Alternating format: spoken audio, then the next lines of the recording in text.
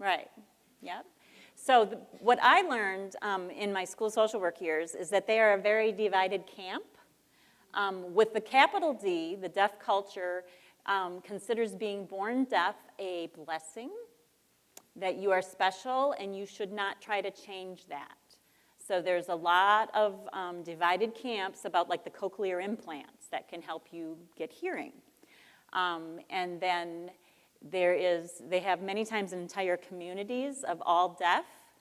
And there was an interesting article a few years back of two parents who were born deaf. They were married, they were expecting, and their child was, it appeared by the testing when she was still carrying the child that the child would be able to hear. And they were really upset about that. They wanted their child to be born deaf. And there was a lot of, can we make that happen? Okay? So as far as that may be hard for us to grasp, if you think about, I was thinking about, what if I and my spouse, we're both Caucasian. This is out of the box, and as a social worker, I try to get out of the box, so bear with me. What if someone said to me, okay, you're going to have a child who is born black, born African American? You know, would that be okay? How would I feel about that? You know, if there was a possibility that my child could be exactly like us, would I want them to be exactly like us? Or vice versa, if you have two African American or if you look at any race or culture. That's what when I'm talking about culture, it goes beyond color, it goes beyond ethnicity, it goes to disabilities or sexual orientation, white privilege. How many know what white privilege is or can give an example? And now that you know, I'm going to ask, like no one knows. Did you have something up there?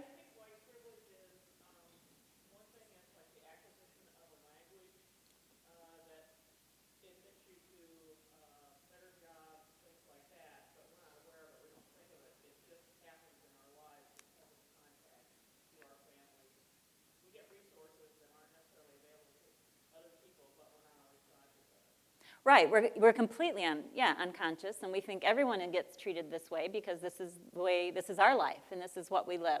A great example that I like is how many of you have had to search for a Band-Aid that matches your skin tone.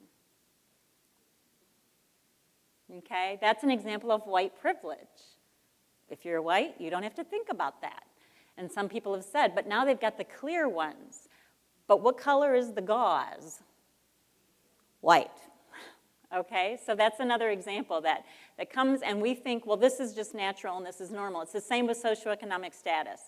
People who are born in poverty, we think that the way we do things is normal. And people that are born into middle class, many times they think that's what we do is normal. What our families teach us, we often think is normal until our world gets bigger and we start to realize that, oh, there are different ways of thinking and doing. And one isn't necessarily right or wrong, but one may be predominant in different systems, and if you want to move forward, you need to learn that language. So age and generations.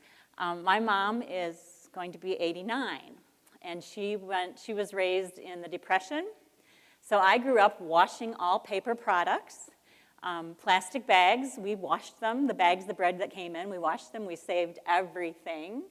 How many of you can give an example from your mom or your dad or your grandparent how they valued money having gone through the Depression era? Yes? Cutting off buttons, things that were not wearable so that you could use it again. I forgot about that. Yeah, we had a huge thing of buttons with a little bit of material still stuck to them that never got used again, but we had them in case. Yeah, when the Y2K came around, my mom had the entire basement she was so stocked and ready to go. And I looked at it, and she was real worried about me. And I said, you know, Mom, my plan is to have enough gas to drive to your house because you've got it all set. So that was my plan for Y2K. Okay, so that's kind of the premise of where we're coming from. And so to be culturally competent, I think we need to really, think about cultural competence beyond race. It is more than that. As socioeconomic status, if you think of the different races and the different ethnicities as being like vertical silos, socioeconomic status crosses those horizontally. And so there is some common ground regardless of race and ethnicity, and the common ground is the socioeconomic status. So really to be aware of our own ignorances and biases, and to realize that we bring what we know to the table, whether we realize it or not. We think, well, of course you're going to be on time for your appointment, because if you're not, it's disrespectful and it's unprofessional. In poverty, if I have to be in an appointment with you, but one of my family members or a close friend has an emergency, my loyalty will be to them.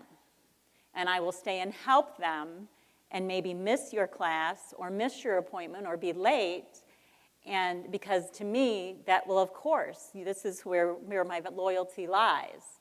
And the expectation is, you're going to understand that because we all think the same. And so to give some thought to, remember that we bring our own prejudice and bias even if we're completely unaware of them. So our job is to really learn, is that we have to be asking questions, we have to learn, or we're going to remain ignorant. And asking questions, especially from a middle class background, can feel very rude and awkward. And so to ask, well, why did you do this way, can feel like a rude question. How many of you have been in a situation where you walk in and nobody introduces you? How many of you would feel uncomfortable saying, so who are you? Okay, that is completely acceptable in generational poverty. We figure, because before you come in, we've already talked about you, so we know who you are. And we figure if you want to know who we are, you're going to ask. So introductions are often skipped, okay? So for me, in the school system, I did a lot of work in the homes with families, and I worked with an interdisciplinary team with an OT and a PT and a nurse and a teacher. And they were really uncomfortable because they would walk in and no one walked up to them and shook their hand and said, hi, I'm Barb, nice to meet you, this is my son, this is da-da-da-da. We just were standing there. And so I just said, hi, I'm Barb, and who are you? And who are you? Now, how are you related to them? And then, if you want to sit down, you sit down. Don't wait to be asked. If there's a bunch of junk on the couch, you just move it over. If they're folding laundry, you fold laundry with them. That builds a relationship. So very different expectations, very different values. Whereas if you just stand there, the perception is, oh, she thinks she's too good to sit on my couch, or she seemed really stuffy, maybe she's judging me. How many of you do or have done any work out in the community, such as home visits? Okay, so it can be pretty chaotic.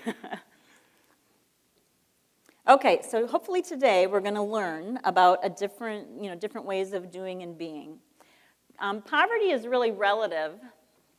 Many people say, I didn't even know we were poor. Everybody around us had nothing, and we had nothing, and I just thought that was the way life is. And it's also relative to societies and to countries. What's poor in one country and what's poor in America can be very, very different.